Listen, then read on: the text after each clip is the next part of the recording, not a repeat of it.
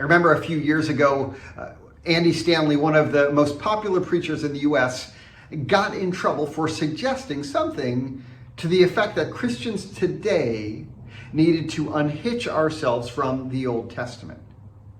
In his defense, Stanley claimed that he was teaching on Acts 15. And his suggestion was that the early church unhitched the law of Moses from the gospel being preached to the Gentiles in Antioch. Which, if limited to that case, is a fair observation.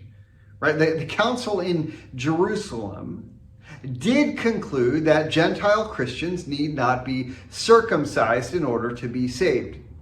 Now, 5 chapters prior, it became clear in Peter's threefold vision that following Jewish food laws was also not a requirement, unless it pertained to food with blood in it, strangled animals, or a limited time, or perhaps to particular locations pertaining to food sacrificed to idols. Now, the thing is, while Stanley's unhitched got him in hot water, many evangelical Christians have in practice unhitched from the Old Testament. And we'll affirm it as God's word. We'll go along with Paul that in its entirety, it's God-breathed, useful for teaching, rebuking, correcting, and training in righteousness. I'd contend, however, the extent that we're unhitched from the Old Testament is in our ignorance of its content. It's not that we're intending to disregard it. But when you don't know how Obadiah or Habakkuk point us to Jesus, or how large portions of it relate to salvation history, our default is just to kind of gravitate back to the New Testament. Now, I grew up spiritually in a context that emphasized the 3 R's, read Romans regularly, not the minor prophets. Now, when someone places their faith in Jesus for the first time, we tell them to read the Gospel of John, not Numbers. And I believe there's reason for that. But when we pursue, the New Testament at the expense of the Old Testament, doing so diminishes our understanding of the New.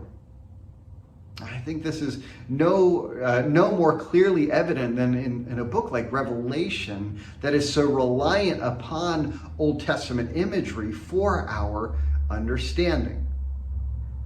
Last week we started looking at Revelation chapter 7.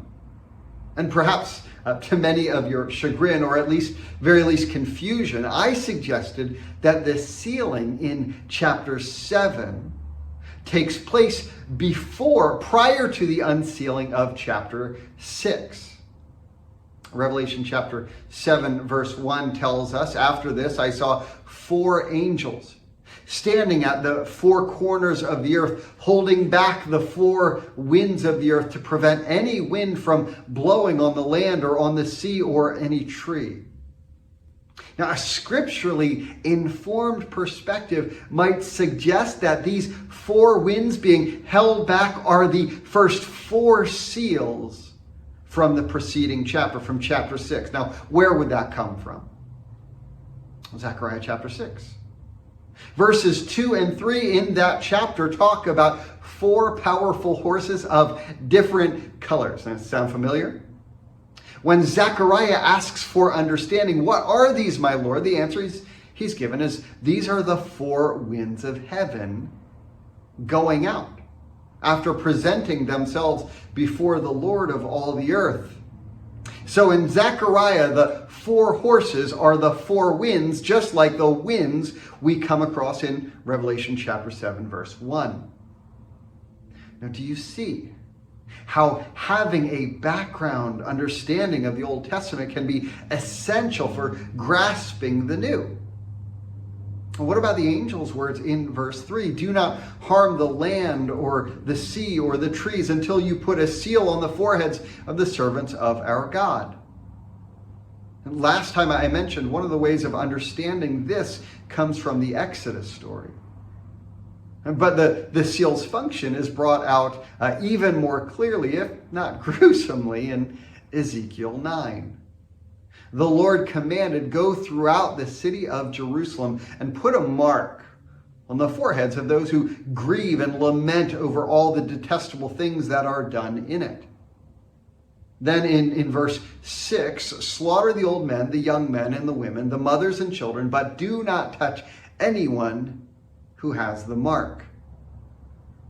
This is the kind of sealing or marking we read about in chapter 7. Now, I don't want to encourage you just to begin reading the Old Testament only with an eye to how it might make sense of the New. Now, we want to do that, but also to read the Old Testament in its own right.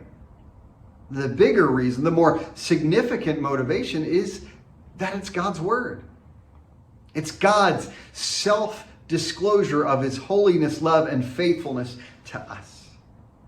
And by it, our understanding of who God is and what He's doing in the world is expanded. He is glorified. And that is not something we want to be unhitched from, but to hold on to as He holds on to us. Have a blessed week.